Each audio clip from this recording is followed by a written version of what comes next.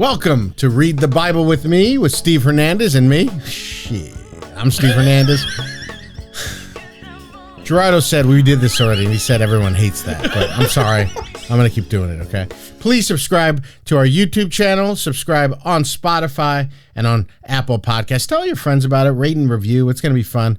We'll launch. I've got some pretty good Patreon ideas, so you'll hear about it first. We're a couple weeks ahead of you, so by the time you get this, you'll know what's happening. But we for sure are going to go to church. Yeah. I want to go to Chad Veach's church. You'd go to church, right? Yeah, I'll go to church. Okay, good. If it's content, dude, I'm there.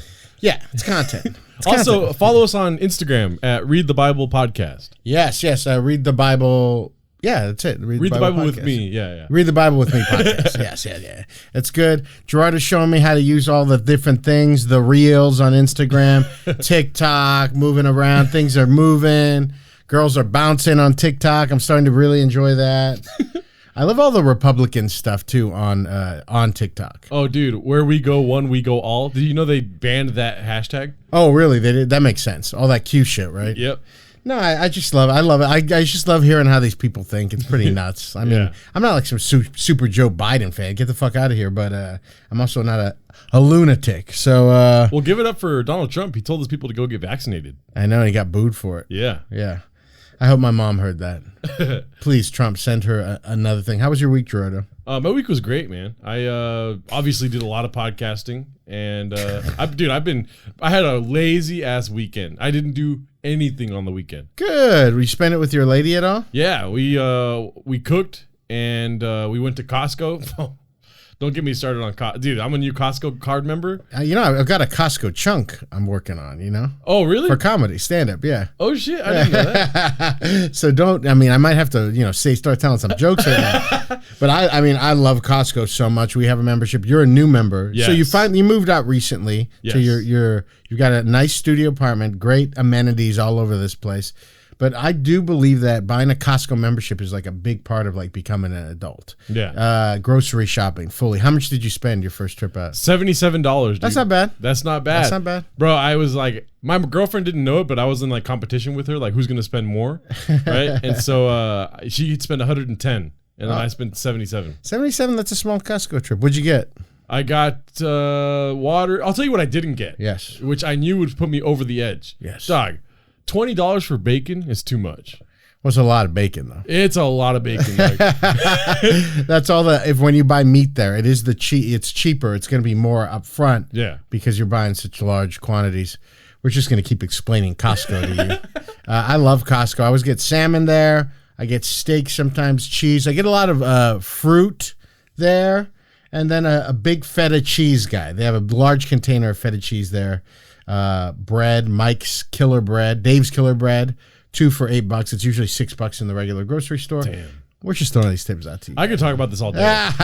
You got the rotisserie chicken, right? No, not yet. I used to work at Costco. Oh. I worked there for 2 years. Oh, I didn't know used that. to eat pizzas every day. And it hasn't gone up in price at all. It's been the same price for years. Well, you've heard the story about the owner of Costco, right?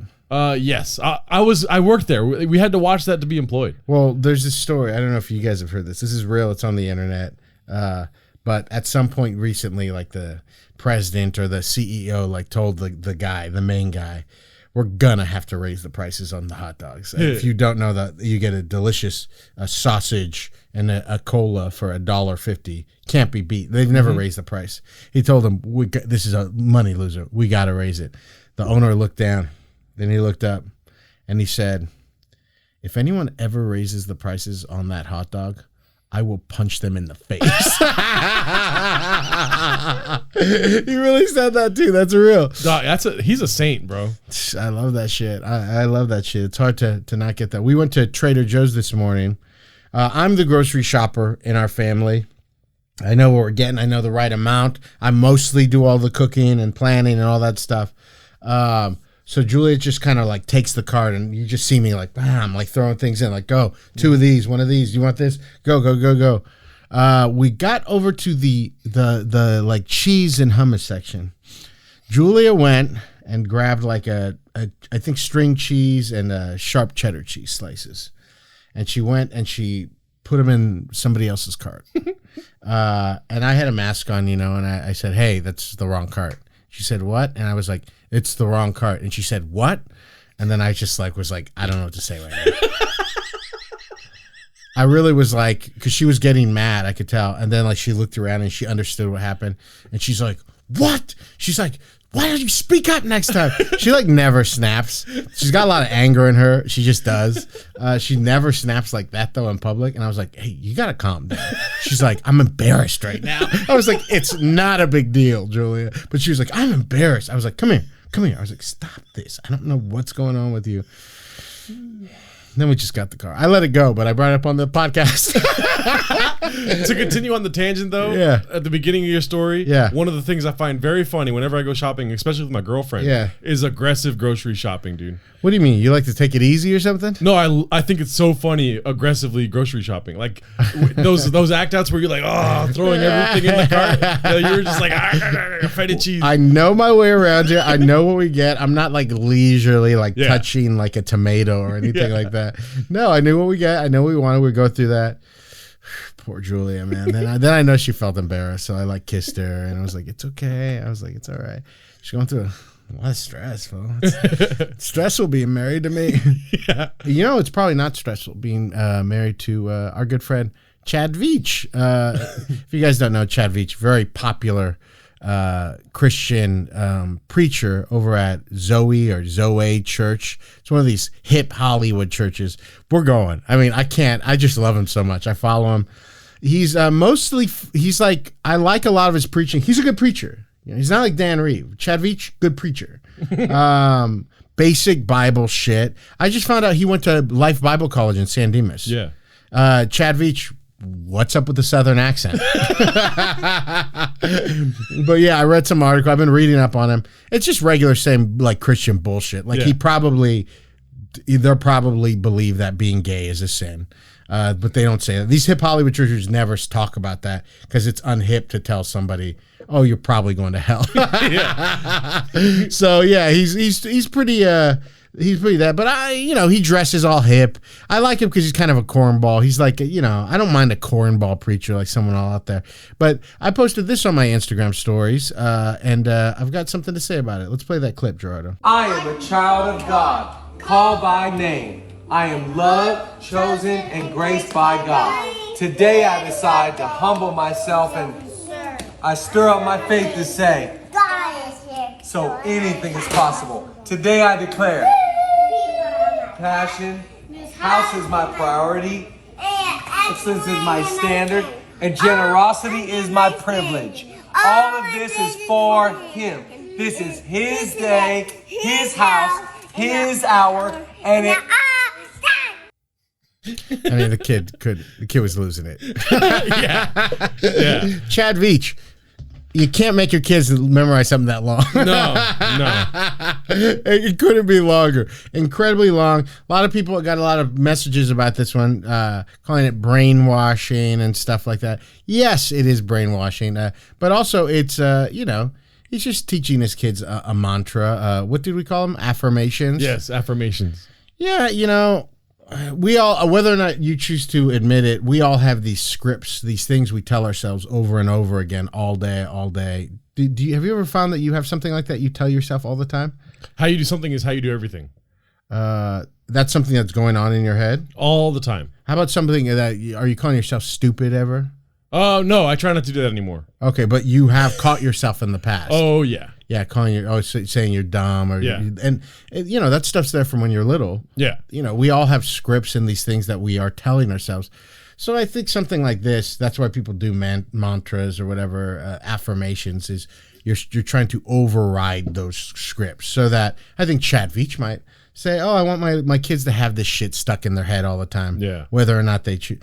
But Chad Veach, it's like 5 paragraphs worth of shit. Mm-hmm. You see at the end, the kid's losing his shit. Yeah. He's just trying to play blocks, Chad. Yeah, let's be honest. The kid looks like he's 8 or 9 years old. Until he opens his mouth, he looks like a 3-year-old, dude. I don't even know. I think he might be very young. Forgive me if there's something going on with the kid that we don't know about either. I mean, please forgive me, too. I was going to bring up what the kid looked like or anything, okay? I told you, my girlfriend's kid spoke. He says great jokes, dude. Okay, we weren't going to say this, but this is a very funny story. Gerard, tell the story real quick. I finally let my girlfriend's kids, they were obsessed with coming to my apartment. I let them come in. We were having Costco pizza. How old are they? The kid that said this is 7 years old. Okay. And he said, oh, man, y'all better not give me milk because I'm going to get so tired. I love that shit. That's great. He's a natural comic, dude. I don't know. I asked you about this. You had no idea what this. Go on and put that thing up right there. Right you got now. When we were little, if you grew up in the church at all, you'll know this. But we would always speak the armor of God over ourselves every morning. I specifically remember to this day, my mom, before we would leave the house, we would like pray together. Us, me and my sister and my brother, like we would hold hands and God would give us a blessing. You know, when I'm talking about this, it's very sweet of my mom and even Chad Veach. That's sweet that you're trying to make your kids do this shit. But then we would put on the armor of God. As you can see right here, this isn't out of nowhere. This is from the Bible, Ephesians 6, I believe 13. Let me read this for you. All right, this is Paul. Therefore, put on the full armor of God so that when the day of evil comes, you may be able to stand your ground. And after you've done everything to stand. Stand firm then with the belt of truth buckled around. So we'd say, my mom would be like, buckle your belt of truth around your waist. And then the breastplate of righteousness. And then what else is it? Take up your shield of faith that we can extinguish all the arrows of the evil one. Take up the helmet of salvation. And we would always act these things out. And finally, the sword, what is it? The sword, which is the word of God. And we would go, shh, like that. I mean, we did this every morning for years. Many Christians did this shit. And I mean, I guess I remember it. So when I see the Chad Veach video, it's brainwashing, yes, I have no doubt. But I also think it's a very sweet way to like try to connect with your kids. Yeah. Did your parents ever do anything like that with you? It's so funny you ask me that because hell no, dude. What do your parents are? What do you mean? What do you mean? Hell no. No, they never made church cute. Oh, okay. Yeah. Yeah. They made it like something you needed to do. Yeah, I mean, that's how most people. I think that's probably why evangelical Christianity kind of has trumped Catholicism. There's so many Latinx and Latino people that have gone from Catholicism to evangelism because they still love all that God shit, but they don't love all the guilt and the harshness that comes with Catholicism. Damn. I forgot about that armor of God shit. I mean, no, what you just said right now, the belt of truth, dog? Yeah. It's funny because even as we're going to get into James later on, obviously, but as I'm reading some of this stuff, in my head, I always thought kind of what I knew, like the sword of the that is the word of God. We'll talk about this later in James, but when I ever heard the word of God, then I was like, oh, they mean the Bible. But obviously, because this letter is in the Bible, they didn't have the fucking Bible. Yeah. So what do they mean? I mean, I'm jumping ahead because James, we talk about this. I just like tried to figure out what the fuck did it mean. I was doing some studying, and I do think it is just what God has told you. Yeah. Or what God has told us as a people. At this time, he was talking to mostly Jewish Christians at the time. So they were, I don't know, relying on the 10 Commandments and shit like that. I mean, I really have been thinking about this. It's so weird deconstructing this, trying to figure out what it is. We'll get to that later. Isn't it the sword of the Spirit? Is it sword of the Spirit? In the picture, it says sword of the Spirit. What the fuck? Hold on. You're probably right. Helmet of salvation, the sword of the Spirit, which is the word of God. Oh, so okay. That's the line. That was the sword of the Spirit, which is the word of God. But I don't know what the fuck that means, the sword of the Spirit. What do you mean, the Holy Spirit? Yeah. Which is the word? That's, there's so much stuff growing up when I always assumed, like you've heard the famous verse about Jesus when it was like, and the word is God and the word was God and handed this. They weren't talking about the fucking Bible. So what was this then, the word? Like, what kind of mystery was imbued in that? And was it only, and I have heard this before now that I think about it, but was it that God like spoke and his words were so powerful, he created the earth and all these things, but then eventually it begat us Christ. I think it might be some bullshit like that. But even as I'm saying the words and they sound like they make sense, I still don't understand. We're going to Chad Veach. We're going to your church. Yeah. Let's go we're a couple of weeks ahead, so hopefully by the time this is out, we'll be able to put out a Patreon episode of what we liked about visiting did. Yeah. So we're going to keep going to all these churches. We're coming. What if they catch us? Go on. I had a question. Since, my parents never made church cute, so like I looked for my own like reasons for faith, Yes. So I wanted to ask you a question. Being a pastor, because I felt this way when I was in church in high school. Did you ever think that the Rastafarians had it all figured out? No, I'm not a weed guy to this day. Yeah. But you like weed, right? Yeah. So I think if I was a weed person, I would be like, yeah, they knew Bob Marley. Like, yes. Because there is a lot of it, I think, that simplifies. We'll see in James later on.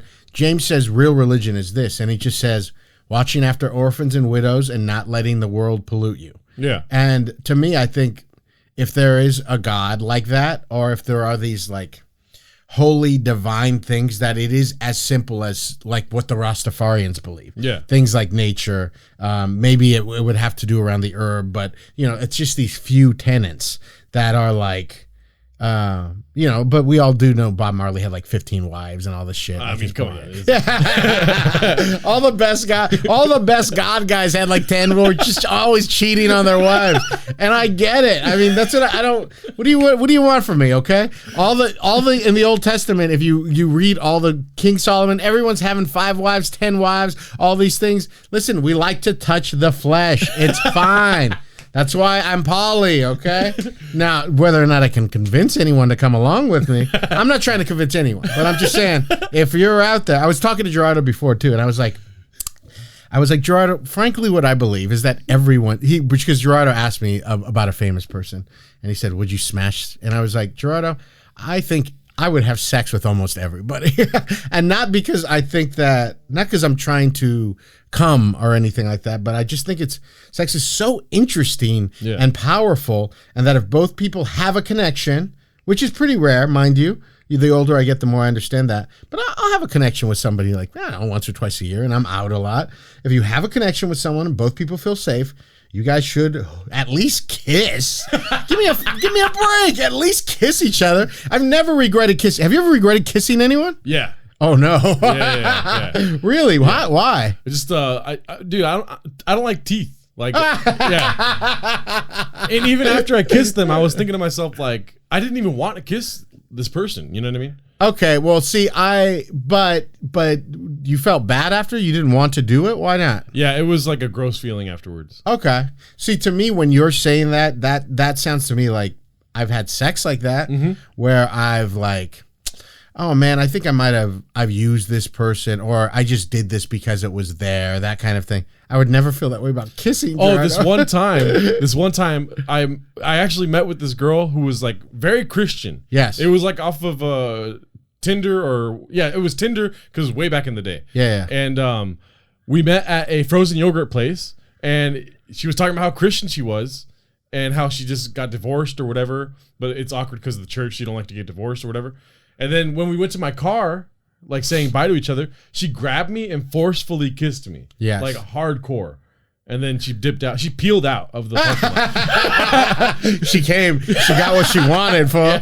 She got what she wanted. So wait, and it was bad, it sounds like? Yes. It was like, there was no sensitivity to it. It was just like on my face. Maybe, you know what it sounds like to me? It sounds like maybe she was like, no matter what happens on this date. Yeah. Maybe she hasn't kissed a guy since her divorce. Yeah. And she said, no matter what happens, I'm kissing this guy. Yeah. And she just kissed you and said, I'm getting the fuck out of here. I mean, keep in mind, this is back in the day when I was high all the time. So she like grabbed this stone dude. I was just like, no, I'm pretty sure I don't regret ever kissing anybody. I do regret having sex with people. Not really even that though. I just think it's like pretty cool. I think kissing and sex, I think that's all fun if everyone feels safe like that. But what were we talking about? How did we get into this? Rastafarian. So I think they got it all figured out personally, right? Yeah. I would Do love you know some of the key tenets of Rastafarians? smoke weed, praise God. Okay. Zion. Like, bro, they have music. The music is amazing. The best Christian music of all time because it's Rastafarian music. And also, I think moral support for Rastafarians is at an all-time high, dude. You don't see Rastafarians that are like, I don't know about my religion, you know? Just from what I do know about it, though, they're very misogynistic. Truly. I mean, yeah. Yeah. So when you look at the footnotes, it's probably not that great. But well, I don't know what they're looking at. Yeah. What they're reading. You said when I look at the footnotes, I'm like, I don't think they're reading the Bible or anything. I don't know where they got that from. It is based on a prophet that like died pretty recently, like in 1981 or something like that. So I'd have to dig into that. I'm all for, by the way, new prophets and all that kind of shit. I like that shit. Yeah. That's what's cool about Catholicism, I think, and Mormonism is that they're always anointing a new head of that, like a prophet, a pope. And I think they call the main guy a prophet with Mormonism. And they're always like giving new rules to the church or saying that rule's dead, this new rule counts. I think when people are obsessed with the Bible, Christians are obsessed with the Bible. It's almost like the Constitution. It's like you do know men wrote this, right? 2,000 years ago for the Bible. So it's like, why wouldn't God be, if God spoke to them, why wouldn't he be speaking to us now, giving us a new word? It just makes sense. God constantly in the Bible is giving a new word to everyone. And then for some reason, because you worship the Bible, you think he's not talking to us anymore?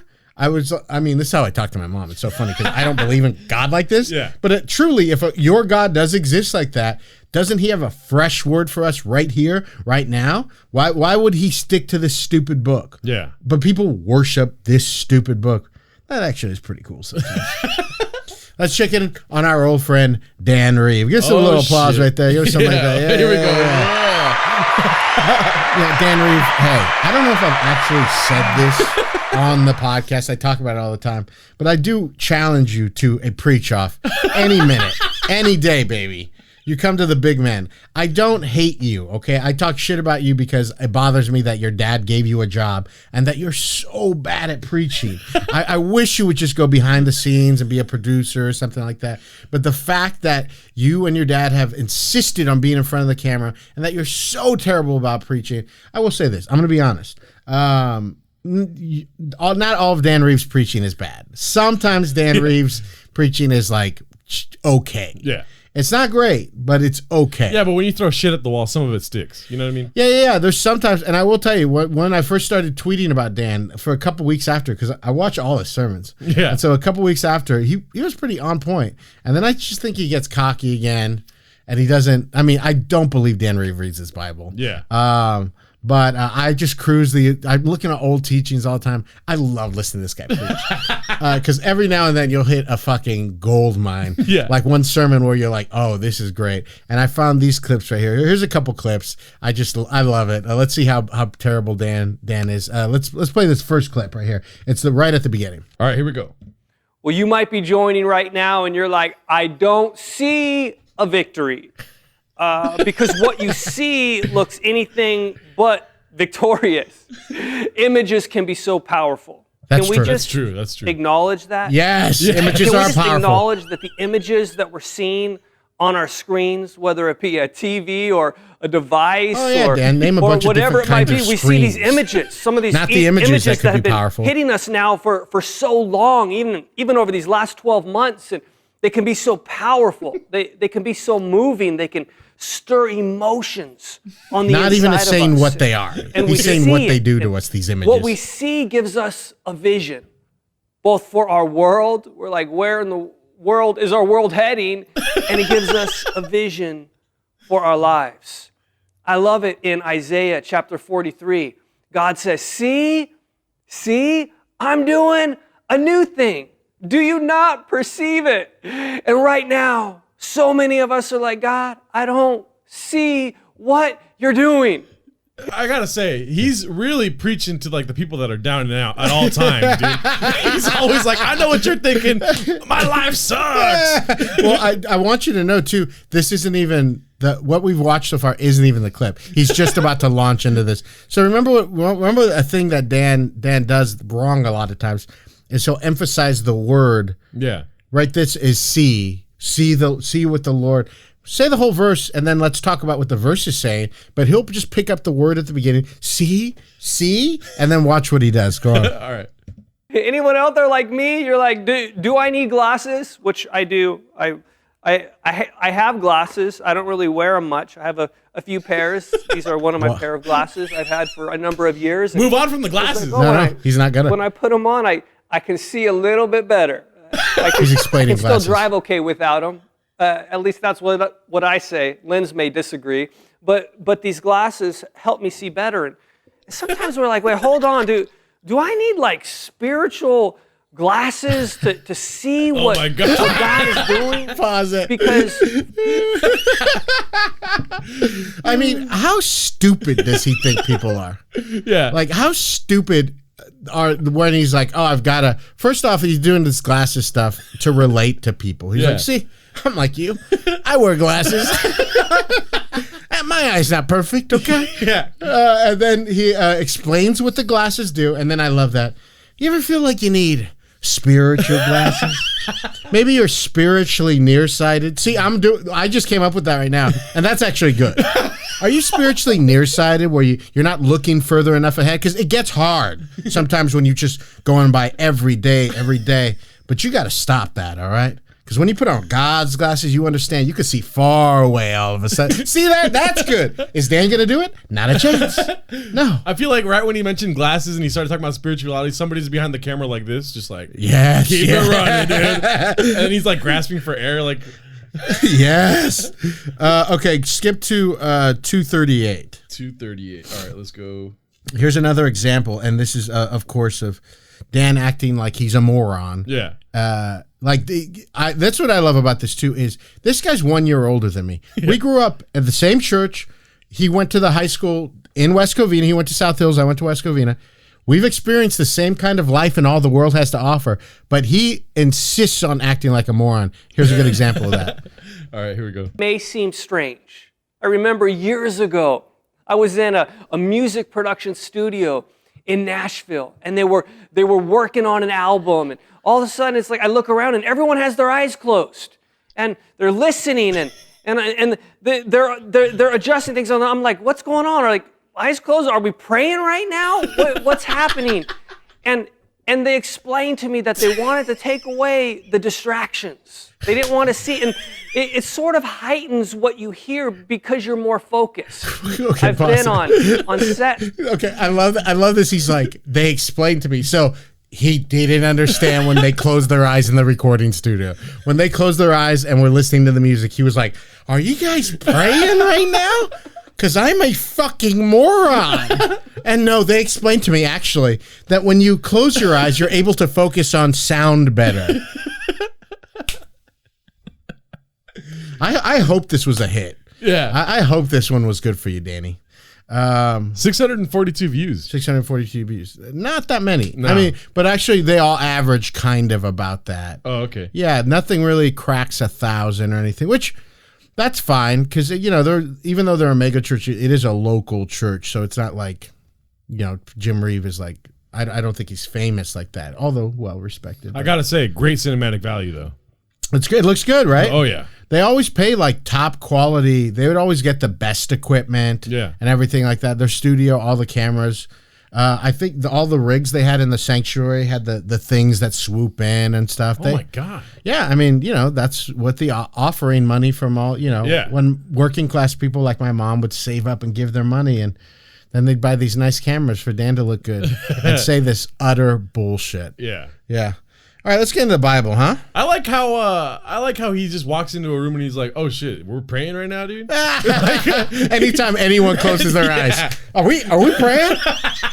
Anytime anyone closes, are you praying? Are you praying right now? Are you praying? No. And then they explained to me, no, they had a headache, and so I was like, oh, that makes sense. Your head hurts. Oh my God, this guy. Yeah, let's get in the Bible. Yeah. This episode 4, today we're going over James chapter 1, verses 13 through 27. Dude, I will tell you straight off the bat, these verses in here, they contain like some of my absolute favorite verses from the Bible of all time. Yeah. Like there's a couple of true bangers out here. Like, and I'm going to talk like banger alert, like memorize this verse. Banger. Banger alert. All right, so yes, bangers all over here. But we're going to start off with a couple of verses that are bad verses. Right here, I'm going to pick it up. James chapter 1, verse 13. When tempted, no one should say, God is tempting me. For God cannot be tempted by evil, nor does he tempt anyone. But each one is tempted when by his own evil desire he is dragged away and enticed. Then, after desire has conceived, it gives birth to sin. And sin, when it is full grown, gives birth to death. Oh my God. Okay, so the beginning of this, it just says, he's like quoting somebody. So you got to remember when the authors of the Bible are typically writing to like a church group, the early Christians in like Ephesians, Corinthians, they're writing to Corinth, they're writing to Ephesus, they're writing to James. I studied up on, and it doesn't say that he's writing to a specific city directly, but I love that he brings this thing up.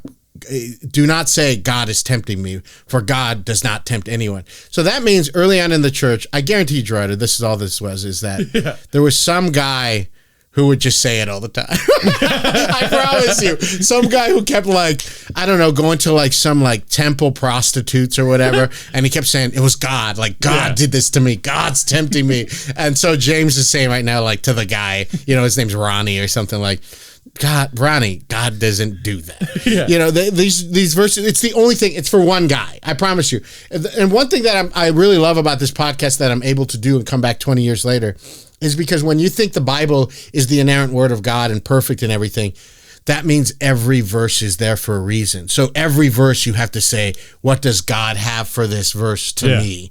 And because I don't believe that anymore, I'm like, this verse is stupid. Who would say this? God is tempting me. That sounds like something a Mexican grandpa would say, right? God is tempting me, all quiet or something. Or like a gangster, like a Corleone kind of thing. I've never thought that God tempted me. Yeah. Have you ever thought that? I guess, I say that. Hold on, let's differentiate too. Yeah. Because there are a lot of Christians that say this, and I don't know too much if there's a difference. There are people who would say that God is testing me. Yeah. And, I mean, temptation and testing are kind of the same thing, right? Yeah. I would say not tempted so much as, I don't know how to say it, like, there's lessons to be learned at all times. So it's not so much tempting or testing so much as it is showing me to my face like why some things are wrong or right. Sure, that's true, but that's not what these verses are saying right here. No, but I don't know what I was talking about. Yeah. What they're saying is God's tempting me, and it's like, don't blame God. It's your dumb, evil desires. Yeah. If you give way to sin and fruit and all that, that kind of stuff. I do think these specific verses, and this is the first time we've done this, and I'm happy to be here. These verses are stupid. Okay, they're dumb. Yeah, okay. It screams Catholic guilt. Yes, exactly. It's just, and he actually says another line later on this too, where I'm like, I was thinking about this when I was reading these verses, because I'm like, what were these people like, these first century Christians, like where they're like feeling guilty and evil? And I mean, that's part of being a human, I guess. Yeah. But you're living in these villages. Let's say like you're a potter, you're making pots. And then you go home to your thing. Like, where's the opportunity for sin? Yeah. I do know that things were specifically fucked up back then and this time because people worshipped other gods, Greek gods and Roman gods. So there were like cool ass things where people would go have sex with temple prostitutes or I don't know, go get drunk in the name of like the god Dionysus or something like that. Did you say cool ass stuff like that? Yeah, that's cool. Dude, I mean, you just heard what I said about sex. I do think it's like a pretty powerful thing for the most part. Yeah. It can mean nothing to people too. But I think if you like two sober-minded people choose to have sex, that it can be powerful. Like I said, of course, it could be nothing too. Yeah. And that might be because of, the chemicals our bodies pump full of us and everything. But you do get closer to someone. You do feel intimate. Any girl I've had sex with, they have like a special place in my heart. Even if it was once, like after the Chatterbox or something. Let me tell you something, ladies. If you have sex with me and I'm your bartender, I will buy you at least one free drink for the rest of your life. It's just how it is. I'm not saying that it is, I guess, an offer, but I'm saying in the past, there's girls that I've slept with 8 years ago that they still come in, and I'm always going to buy them a drink. Oh, okay. So it's like one free drink at each occasion. Yes, yeah. Oh, I was picturing some kind of movie where you have sex with a girl when you're 25 and then she comes back when she's 80 and you're still the bartender. And she's like, I want to get that free drink, Steve. No. I mean, they just keep coming back. Okay. And every time, oh, good to see you. How are you? We wink. We know each other in a very special way. Slide in them their drink that I remembered.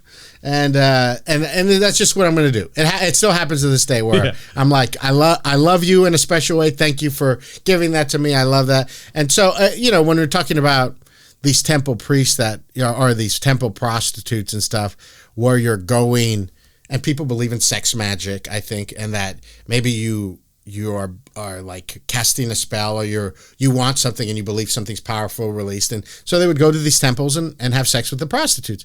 That was probably like a sin thing going on at the time. I don't know really, though, what James is talking about when he's talking about temptation. I'm sure it is stuff like that. People didn't date, so they couldn't have casual sex. Yeah. Huh. But I do love these verses just because it's like, don't you ever say God's tempting you. So don't you ever say God's tempting you. I'm like, I never said that. Yeah. Okay? Just this fucking Ronnie fucking said it. Go to these He's like, Ronnie's out of pocket, dude. I got to write a verse about this guy. I mean, what kind of things are you tempted by? I just like you were saying, animalistic desires of like lust and stuff like that. Yeah. And the only reason why I would say tempted or something like that is because of my Catholic guilt. So you don't do it too often, is what you're saying? No, but when I do it, I still have that little parrot inside of my head that's like, all right, you shouldn't do that. Dude, it's much harder for me to sin now that I'm sober. I do think people, that's the thing, is you drink so you could do things that you want to do that you shouldn't do. Yeah. Like I can't, for me to have sex with someone, I have to like really like them.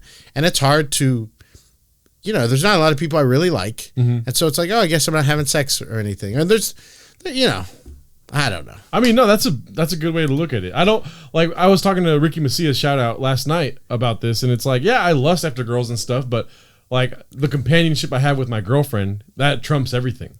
Yes. As a poly guy, I don't play by your fucking rules. But also, I do think a lot of the times, like, how's this going to play out? Yeah. Does this person like really know what they're getting into and that kind of thing? I've had people tell me I'm overthinking it too, that everyone has the right to choose or whatever, but I am very aware that I don't want to hurt anybody. Yeah. So oftentimes that means, I don't know, I guess you don't have sex with them. I mean, I guess this is some weird Christian Catholic guilt that we're talking about. Yeah, exactly. That we have all that stuff wrapped up in it. Mm-hmm. But also, I feel more responsible for someone once I have sex with them. Would you be willing to go to a Catholic church for the Patreon? Of course, I'll do anything for the Patreon. Sorry. We'll go to my old church. Whew, okay. I mean, the cool thing about Catholic church is it's only an hour. Yeah. Yeah, I don't mind that. Yeah. The older I get to, the more. I went to an Episcopalian church for a while that we'll go to. It's a pretty famous church in Pasadena called All Saints. And I liked that too. And it was liturgical. I think one cool thing about liturgical churches is that you do the same thing over and over again, which used to be boring. It's boring when you're a kid, but the older you get, the more you realize, oh, this is like meditating. Yeah. That it's the routine, it's the same thing, and it allows your brain to like kind of be at ease and for you to focus on God and the things of God. So you go there and you leave all your worries and shit outside and just focus on God, doing the repetition, same thing over. It's just like meditating. Yeah. So, yeah, let's go to a fucking Catholic church. I found my meditative state when I was a young kid just because I hated church. What do you mean? Like, so my parents would be obviously making sure that, you know how Mexican parents are, like, don't slouch when you're sitting in the pews, you know what I mean? Don't kick the back of the chair and stuff like that, yeah. So, like, I would literally just put my hands on the pew like this. I remember this. Yeah, go on. And I would close my eyes, but, like, forcefully push my eyes into my wrists. Yeah. And I found my meditative state like that because now when I meditate because of Alcoholics Anonymous, Yeah. it's that same exact feeling I get. That is so funny. I absolutely totally remember resting your head on the wooden pew. Yeah. Just be like, when is this going to be over? Yeah. Like, oh, God, just trying to sleep or something. Yeah. That is so funny. So these verses, I think, are dumb. But let's go to these next verses right here. I'm not a big fan of these verses either. Yeah. Let me take these off. Verse 16 says, "Don't be deceived, my dear brother. Every good and perfect gift is from above, coming down from the Father of heavenly lights, who does not change like shifting shadows. He chose to give us birth through the word of truth, that we might be a kind of first fruits for all he's created." What was that hanging from your... It was Julia's hair. Oh, okay. It was my wife's hair. So, these verses are kind of like, I don't know. They don't mean anything. I've always liked that verse. Every good and perfect gift is from above, coming down from the Father. I love that. I like thinking that because I do believe good and perfect things that are love and truthful and pure, that those things are from God. Yeah. Whenever I'm with my family, good friends, when you apologize with someone, when you're doing everything right. I mean, geesh.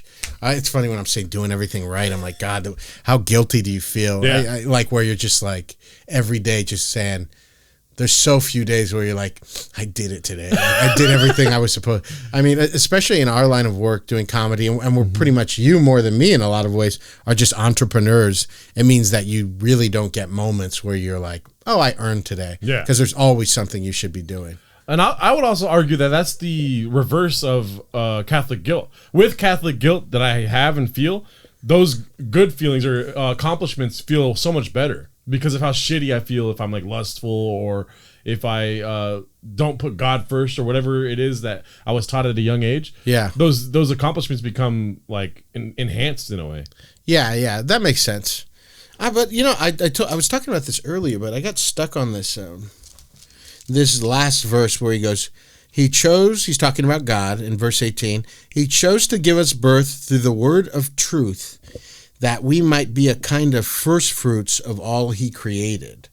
And he's just talking about God there, the Father. Yeah.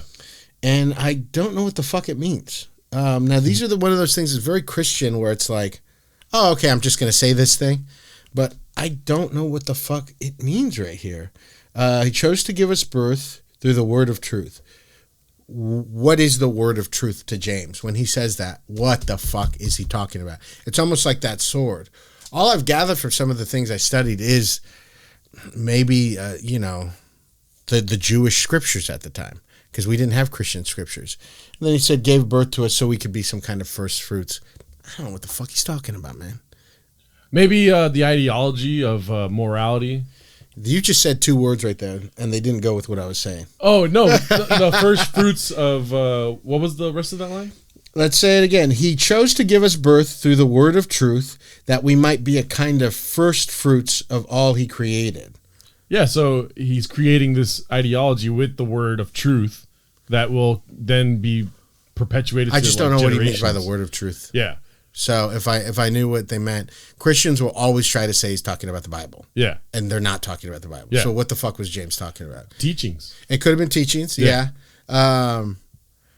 And then first fruits, maybe because we were dead in sin, and so we're being born again, though he doesn't say anything like that. This is the Bible. Sometimes you got to try to put some shit on it. Mm-hmm. It's not even saying that. But I don't like any of these verses. I do like that. I mean, that's what these first ones are like, I don't know what the fuck you're talking about. I don't know what the fuck you're talking Let's get to the meat and potatoes. I mean, these next ones, okay, are you fucking kidding me right here? Get ready, folks. All right. Gerardo, you're going to make this a clip right now because it goes, oh, man, this verse. My dear brothers, take note of this. Everyone should be quick to listen, slow to speak, and slow to become angry. Whoa!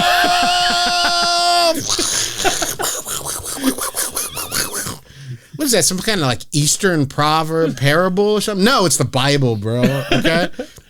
Slow to speak, quick to listen, and slow to anger.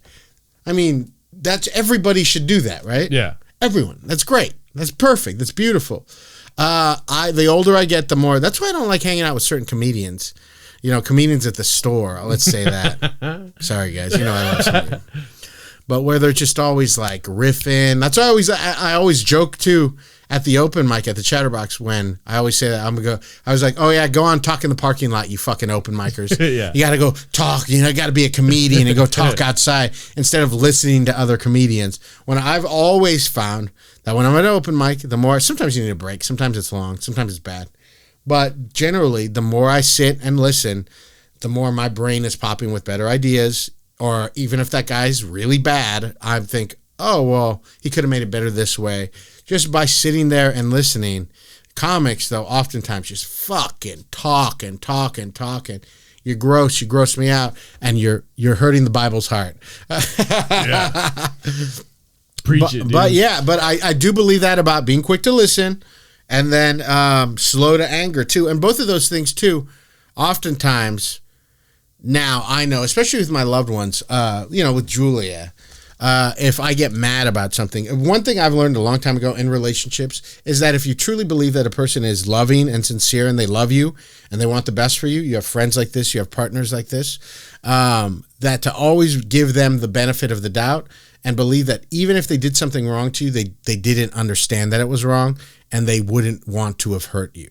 That's like something that I understand in relationships, like, that is so like vital that we're not at battle, that this person loves me. If they hurt me, it was on accident. Give them a chance to explain. And I love these verses for that too. Like, don't get mad, hear them out. And oftentimes when you hear a person's the other side and you're slow to anger, you understand where they're coming from and it makes everything good. It makes everything right.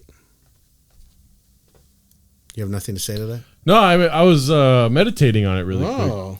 Because... I was just thinking, I didn't know how to say this. I wanted to say this, but like, I learned a lot from a previous employer of mine about slow to anger. He was a Freemason. I don't know what degree of masonry it was. Oh, that's cool. Yeah. How did you know he was a Freemason? He told me. Oh, that's cool. Yeah. And he had told me that, it's basically just, being a good boy. No, but a good man, and that's how him and his friends would talk to each other. Is like, he's a good man, which basically means that he's another Freemason. Yeah, like he told me that Freemasonry, because I would tell him about Alcoholics Anonymous, and he told me that it's basically the same thing, except they do drink and they smoke cigars, but they just meet and together in their skirts or whatever, and they talk about being a good man of the community or whatever. Yeah, it's one of the things I miss most about, I'm kind of like why I'm doing the podcast and stuff too, is one of the things I miss most is that you can't talk that way in a secular way, generally. Like, I really do believe in things like honor and integrity, and I like my friends to be that way, and I like to be that way too. But out here in Hollywood, like, you can't call people on it. Yeah. And it doesn't seem to be valued generally. Yeah. So I do love all this stuff too, because I want to be, I don't like to gender it, but I still say it about myself. I want to be a good man. Yeah. And it's such a funny thing to say to a lot of people in this day and age, to say, I want to be a good man. I want people to know they can count on me, that I'm going to be kind to them, that I'm responsible. I want my friends to know that. I want the comedy community to know that. And you can't talk that way. It was gross. Like, whenever they would say that, it was gross, because it was, in a way, just what the verse was saying right now is like slow to speak and slow to anger. They would never let anything get to them in a way. But I find that there's benefits to showing your emotion at times if it's controlled. You know what I mean? If you feel a certain way about something, the best way for somebody to know you feel that way is just by being open and honest about it. And we're going to get to that. The verses kind of address that too. Because slow to anger doesn't mean that you don't have the right to be angry, or you're not ever going to get angry. It's just take a while to get there. Yeah. Keep giving. I try to be gracious with people, so keep giving them more and more rope. Keep giving them, and I found generally, like, for the most part, like, just let people be without. And that's not how I used to be. 20 years ago, 15 years ago. Because I have no problem confronting people. I would confront someone about something. I'd have the talk. But I've just found that generally you just almost let everything go until you can't let it go anymore. Yeah. And I'm not talking about stuffing feelings down. If you have a partner or a good friend and something's really bothering you, tell them so that they have an opportunity to change. Yeah. Because like I said, they probably aren't doing it on purpose. They don't know it bothers you. But yeah, just keep letting it go, and it deals with itself. Generally, Yes. I found. Because I don't know if you remember how I was before getting sober, but getting sober for me, I had like revelations about all these things. Where in Alcoholics Anonymous, they talk about cleaning your side of the street. Yeah. And seeing your part in things. Yeah. And all those ideas are like mechanisms of slowing my anger down, in a sense. I don't think I have an anger problem. I think I use it for my benefit in comedy, like my character defect of having a short fuse or whatever it is. But I definitely learned from my past employer that how he would deal with other people in a business way. He would never. He would always be the same monotonous like form of himself, just like a really good boy. That's great. Yeah. Well, I mean, it pays off. I think it pays off. All right, let's read these other verses, which I think it gets kind of grimy right here. So I don't like the rest of these. Verse 20 picks up. Let's take it back to 19. My dear brothers, take note of this. Everyone should be quick to listen, slow to speak, and slow to become angry. For man's anger does not bring about the righteous life that God desires. Okay, whatever that means. Verse 21, therefore, this is so funny. Therefore, get rid of all moral filth and the evil that is so prevalent, and humbly accept the word planted in you, which can save you. Is he still talking about Ronnie? I don't know what's going on. Like, whoever he's talking to, like, what are you talking about when you're talking about moral filth? Yeah. I mean, as somebody, I really, as I'm, read this stuff, I think about it. I'm like a sex comic. I like to talk about those kind of things. I don't think of any of them as dirty, though. Yeah. I know a lot of people do. So, but when I hear stuff like this, like get rid of all this filthy shit, I don't know what he's talking about exactly. Although I do think greed is pretty filthy. Greed is gross. I think pride. I think people like choosing to be right and them being right and like not apologizing and that like it's the most important thing to me. I think that's pretty fucking gross. So I guess when I read these things and I'm thinking about the moral filth in my life, I don't think about having sex with people or anything like that. I guess maybe if I were to use people. Exactly. I do get tempted sometimes to, use a woman for her body. Yeah. It's just someone who's, these young girls. I don't know if I've told you, but I felt filthy about one relationship that I was in. Yeah. Where it was a friends with benefits situation. Yeah. And then when she had asked me if I wanted to be her boyfriend, I just like my response is just like gives me like I just feel filthy about it to this day where I said no, what I mean? And then I regretted that after the fact. I'm so weird about friends with benefits stuff. Yeah. I mean, because I have all these issues still. I don't know. I'm sure there's ones that work. I know actually there are ones that work, long-term things that work. But generally my thing is like friends and benefits, like almost all good things, is such a rare thing where I've known someone for years and we'll occasionally have sex, and then I'll talk to them about their life and everything. It's just kind of a fun, cool thing that we've done and been doing for a long time. But like to have a new friends with benefit, I always am like, why wouldn't I be in a relationship with this person? Exactly. Like, what's keeping me from that? Like, why do I get to have sex with them, but then I don't like these key things about them? Maybe I shouldn't tie myself to them because am I just using them? Exactly. But I guess friends with benefits, if you're using each other, then it's fine, I guess. Yeah. Is the thing, right? I've just found too that generally it's so funny, man. I come off like such a prude. You guys don't, I'm not a prude, but I guess I kind of am a prude. Is that I found you can only like sleep with someone maybe 5 times, 6 times before we're starting to like everything starts to change over. Yeah. And now we have to be something. We have to have a talk. It's not friends with benefits anymore. It's this thing, which is that's I don't mind having a talk, but I'm just saying if that thing that bugged me initially, that made me say, oh, I don't want to be with this person or form a partnership with them or a romantic relationship, but I do want to fuck them. If that thing, like, it's not going to go away after 5 times. Yeah. And I generally know what the thing is. So maybe don't do that. So the person doesn't have to be sad or anything like that. So Yeah, I mean, I was like very young when this happened. Yeah. I was working at Chipotle, and I had a rule like I don't. I'm sorry, hold on. What? I don't know if I knew you worked at Chipotle. You didn't know that? No. Oh, yeah, I worked there for 2 years. Which one? Rancho Cucamonga, Chino, and Hollywood. Now, was this the heyday of Chipotle? Oh, Like, dude, yes. Like the first, when they first opened and everything? No, this is about 2011. Okay, I mean, this is still, it's heyday time. Yeah. I remember I saw a interview recently with the CEO of Chipotle, the first one, and he was like at some like conference and speaking, and he was just like, we never cared about portions. Yeah. He's like, no, the idea of them like doing that. Yeah. He's like, when you came to Chipotle, I wanted you to get a big ass burrito, Yeah. walk away so sad. And I remember that's how Chipotle was. Stephen Ellis, dude, he's a god. Oh, is that who he Yeah. is? And that's what it was like when you were there? Oh, yeah. Just making fat ass burritos. Bro, you can eat as much as you want at Chipotle when you work there. Like, that was a rule. If you work that day, you can have 3 burritos throughout the day. That was the rule? Yeah. What was the most you ate? 3 burritos in a day. Oh my god, Dude, I would go on my days off. Dude, I was a lonely guy at the time. Yeah. Bro, I really have this connection with Chipotle. I met one of my best friends at a Chipotle in 2008. First time I ever been to a Chipotle, and I met this guy, John Rivera. Yeah. And he does drugs now. I'm not really friends with him anymore. But I met him at the Chipotle on Free Burrito Day. My first time ever going. I don't think Chipotle knew like how many lives they were changing when they were giving free burrito. Bro, day. it was my high school. If you went to my high school in 2008, it was my graduating year. You can go to this Chipotle and get a free burrito with the student ID. And it was the first time I ever had a burrito at Chipotle. And you were blown away. Blown away. I've never seen a burrito that big.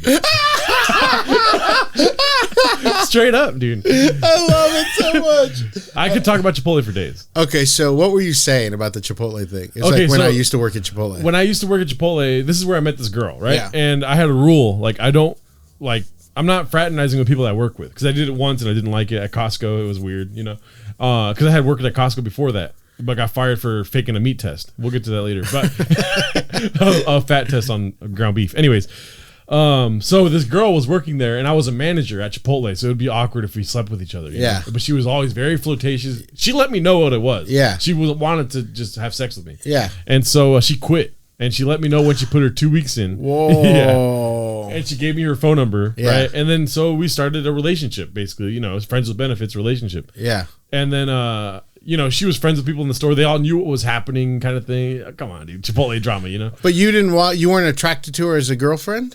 That's what gives me that filth feeling, where like I was attracted to her, dude. Like a girlfriend? Yeah. Oh, but you could tell she didn't want to be your girlfriend? No, she wanted to. That's why I'm saying, but for whatever reason at the time, my ego wouldn't let me cross that line. Why not?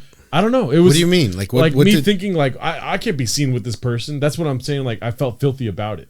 Well, why did you not want to be seen with them? Exactly. I was young. I was dumb. Those are the thoughts that were in my head. Yeah. I've seen that. I'm not really like that, but I've seen that on movies and stuff where Yeah. guys just like, don't talk about it. Like, don't talk about what we do or whatever like Yeah. that. Yeah, it's gross. But I apologized to her later in life when I got sober. She didn't care, did she? No, but it felt good for me, I guess. And I also wanted her to know that I found her attractive, I didn't want her thinking that we didn't have a relationship because she's married now, she has a great life, whatever. And she messages me occasionally. And we had good times, like we laughed a lot and stuff. But you regret that you didn't have a relationship with her. Yeah, only because I knew exactly why I didn't. That's good. I'm glad that you could look back on that like that. Yeah.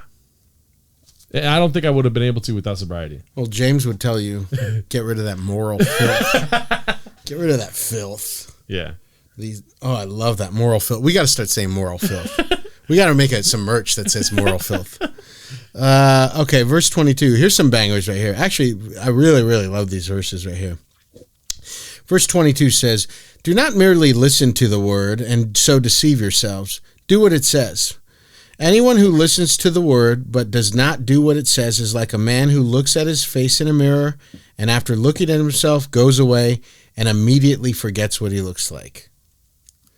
I love these verses. It's funny because I had to think about it. I think what it means too is I do believe that God, whatever the fuck that is, talks to us, tells us what to do. And then oftentimes people just don't do it. They're Yeah. too lazy. Yeah. They don't have the moral fortitude. I think lazy and all that stuff. Maybe it's something where you have to be vulnerable with someone and they just don't do it. And I love that because I do think that's part of the reason why people are miserable so often is that God's told us what to do, and not crazy things either. Very specific things in our life, and we just don't do them, and we wonder why we're sad. Yeah. I love this guy. He says, like, a guy who walks away from the mirror, who looks at himself, walks away from the mirror, forgets what he looks like. That, to me, he's not saying this part, but I think what he means is, what if it's like if you go and you look at yourself in the mirror and you walk away and you go, what? And so you have to go back. And so you have to keep going back, and you keep banging your head on the same wall. You keep doing the same things because you're not doing the things that anybody who hears what God tells them to do and does not do it will just continue to be stuck. Yeah. To me, that I know this is true. That's what drinking was for me for years, where I knew I had to stop, and I tried at different times, but I just couldn't get the life that God wanted for me because I would not do this thing, which we know it's addiction. It's not easy, but that's what God wanted me to do. Man, you need those spiritual glasses, dude. No, for instance, and I want this, by the time this comes out, you guys, I will have done this before. It's been put on my heart. There's a community fridge down the street. My friend comedian Andrea Moore helps run it. And all it is a fridge. It's connected to a store, but it's on the outside. People, you go leave food there. And then poor people or whomever, homeless people, go and get the food. And it's been put on my heart, especially since I've been working more at the bar. I have more money. I'm just like, yeah, I need to be, because Veach, Dan Reeves, they're all going to talk about tithing. What they're talking about is giving their money to the church that pays them their salary and all that bullshit. But in my heart, it's been on my heart for months now, if I could be honest, months that I should be dropping off food there once a week. Spend $25, $30, eggs, bread, that kind of stuff. Just leave it there. It'll take an hour to do all of that stuff. Yeah. And I haven't done it. And I know it's been on my heart all this time, and I've just continued to not do it. So you guys, you're listening, you know this. By the time this comes out, I will have done it at least once. And it's something I want to do every week. But I do love that verse where it's like, man, I don't think this stuff is that hard. I talked about drinking, but whatever you're hearing or in your verse that you need to do these simple things that might take a half hour, might take 10 minutes. For a lot of comedians, it might be you need to sit down and write for a half an hour or 20 minutes. It's very, it sounds like nothing, but we all know that if you're anything like me, you say every day, okay, this week's going to be different. I'm going to sit down for an hour. I'm going to do that. And then your life just goes by, even though it's very simple. I say start with 15 minutes because that's 15 minutes. 15 minutes is pretty easy. You could sit down for about 15. The hardest part, by the way, is always sitting down. Yeah. Time in 15 minutes, and it's good enough. It's as good as an open mic, just writing there your thoughts, writing a sentence and say, that sentence is stupid. I don't have to say that, crossing it out. But it could be that, it's been put on your heart to do something simple like that, to call somebody that you're supposed to call, that kind of thing. That it's just going to sit there. It's just going to nag you. One of the best things about growing up, I'm writing a bit about this right now, is getting older, is that the older you get, the more you realize that you're at the movies. When you got to pee, just go pee. That's hilarious. Yeah. When you're young, you're like, no, I gotta watch this part. I'm trying to hold it the whole time. Then you're just thinking about the pee. All this shit's going on. You're saying, but you're driving yourself crazy. Finally, you go do it. Hey, man, the older I get now, the more when I'm watching a movie, when I feel like I gotta pee, I realize that's what's happening. I just get up and go fucking pee. So I do think that we'll be happier in this life the more when our conscience or God or the universe tells us to do something and we just fucking do it. You can keep putting it off, but I do believe that might add to the misery in your life. Those are good verses, right? Yeah, those are good verses. That's the Bible, baby. The verse 25 goes, but the man who looks intently into the perfect law that gives freedom, I don't know what the fuck he's talking about, and continues to do this, not forgetting what he's heard, but doing it, he will be blessed in what he does. It's pretty much what I said. Yeah. So, yeah, anyone who, I don't know what he means when he says the perfect law. Here he goes. All right, this is pretty good, actually. If you don't know, and we still got to get you a Bible, Gerardo, but you have to promise to read it. I'm using the NIV Study Bible. There's different versions of the Bible. This one's the New International Version. The American is pretty close. Everything above that is the King James. So everyone kind of gets different versions from the King James. That's easier to read, easier to understand. But on the Study Bible, they have little things under here that kind of explain the phrases. And I read that. Generally, they're really not that much of a help. But this one says, perfect law, the moral and ethical teaching of Christianity, which is based on the Old Testament moral law as embodied in the Ten Commandments. So this one, they really do believe that they're pointing towards the Jewish law still at the time, because Paul hasn't written Christianity as we know it yet. So I guess, interesting. So that means, I think at this point, the Jewish people were always waiting for, especially in Judea at this point, they were waiting for the Messiah. Not just the spiritual Messiah, mind you. They were under Roman occupation. So they were fucked. They were basically not slaves, but they were looking for a real Messiah to come and rescue them, a political one as well as a spiritual one. And the Old Testament talks about this one. So Jewish people have had a raw deal for a long time. They're always getting occupied, always getting conquered. Yeah. So they were looking for this Messiah. And there was different ones that would come to pass, and then the Roman government would kill them. Mm-hmm. There was like a huge thing. They were always watching them because they knew they're going to try to rebel. So we're going to murder anyone who starts to speak up against us. That's why Jesus was so quiet in the Gospels and stuff. Yeah. There are times when Jesus was like, he didn't want them to know yet. He wouldn't say certain things because he didn't want them to know yet what he was coming for. So maybe at this point, they believe that Jesus fulfilled his role as the Messiah, but they still were sticking to Jewish teachings. That's what this study Bible said.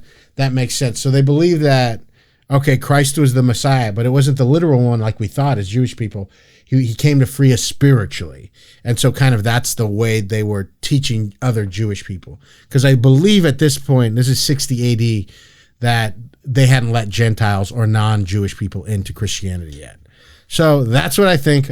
I didn't go to fucking Bible school. What do I know? I went to catechism. They just teach you like Catholic shit, right? Yeah. But like what? What do they teach you? I can't remember, dude. Just like more morality, really. But I figured out a way. I love my Aunt Denise. She's a white lady, but like married into the family. There's some good ones. Yeah. My wife. Oh no, she's great. amazing. Yeah. She's Italian. She cooks amazing. Oh yeah, I love it. My girlfriend loves her cooking. Oh, so she's still Aunt Denise. Your girlfriend's met Aunt Denise? Yeah, she's my favorite. Oh, that's great. Yeah. Go on. What'd she say? She's the wife of the guy that hates Matt Damon. Okay. Yeah. So I figured out a way when I was in catechism. Well, somebody quit, like a teacher. So I hit up my Aunt Denise and I was like, "Hey, do you want to teach catechism?" And then she was my teacher. Whoa, yeah. Really? How old were you? Like 12? I want to say this was 7th grade. Yeah, that's cool. Oh, dude, it was the best year. Dude, that's so cool. Yeah.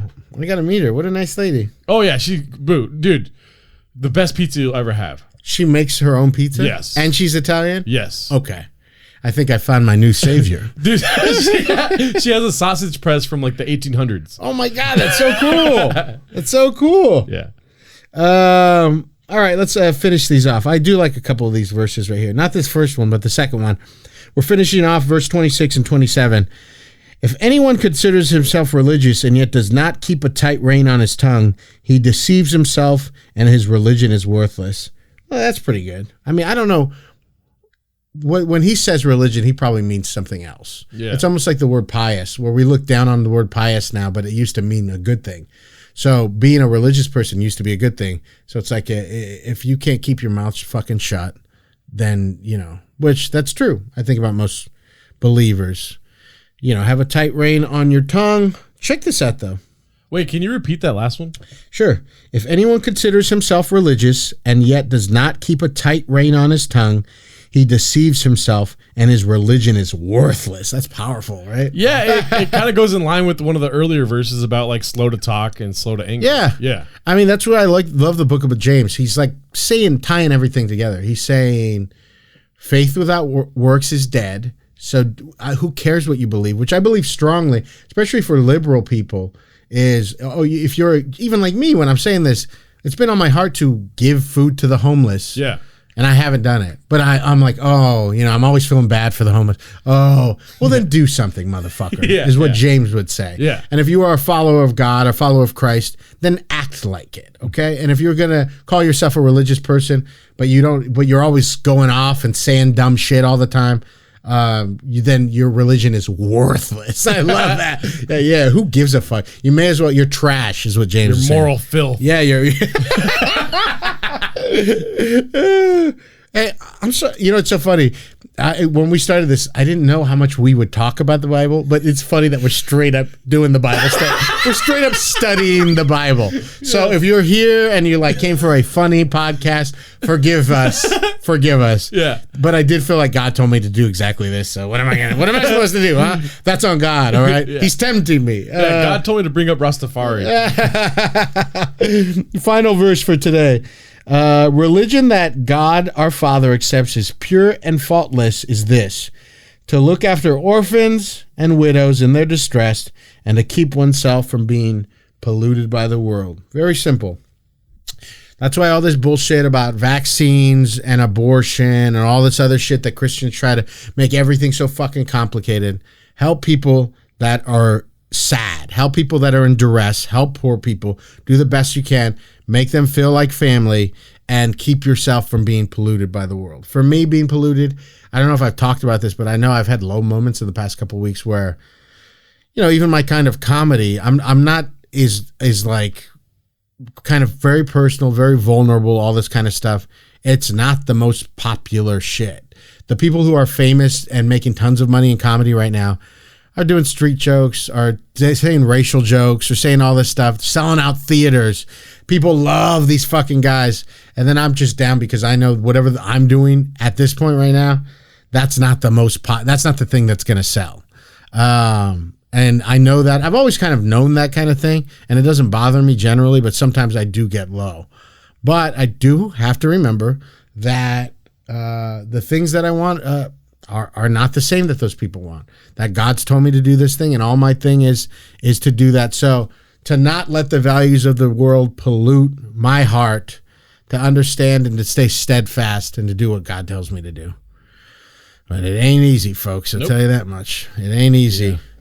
I feel that same way. I don't know. I feel like if you're able to be clever about your vulnerabilities, then that's more interesting to me.